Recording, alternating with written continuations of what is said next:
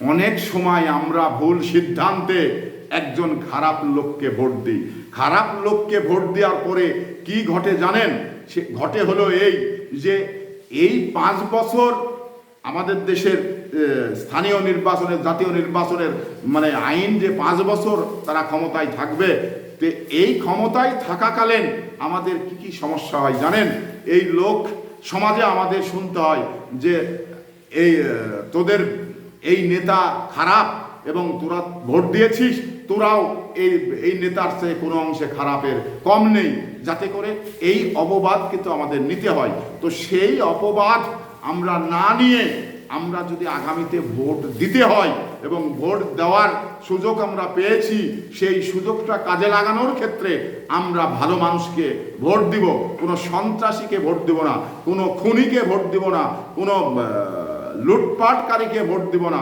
কারণ একজন লুটপাটকারীকে যদি আমরা ভোট দিই তাহলে এটা আইনে পরিষ্কার বলা আছে, তার দায়বদ্ধতা এই ভোটারদের দিতে হবে। আমি ভালো করার জন্যে, রাষ্ট্র সংস্কার করার জন্যে একজন মানুষকে ভোট দিব, সেই মানুষটা খুন খারাপি করবে, লুটপাট করবে, অন্যায় করবে, তার দায় আমাকে নিতে হবে, এ দায় আমি নিব না। তো তাহলে কি করতে হবে?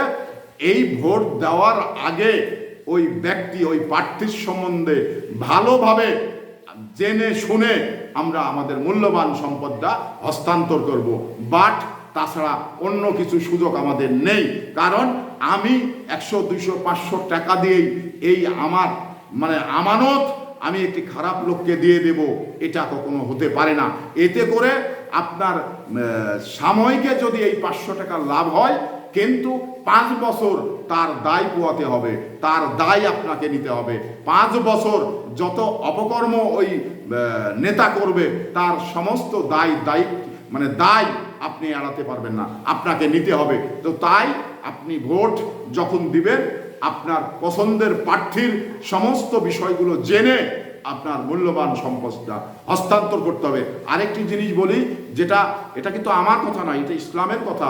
আপনার মূল্যবান সম্পদ কাউকে হস্তান্তর করতে হলে বিনে স্বার্থে, বিনে পয়সাতে এবং ভালো একজন ম্যান দেখে, ভালো প্রার্থী দেখে আপনার মূল্যবান হস্তান্তর করতে হবে। কারণ সে যদি ভালো করে তার মুনাফা আপনার উপরে আসবে, সে যদি খারাপ করে তার দায়বদ্ধতা আপনার ভিতরে আসবে।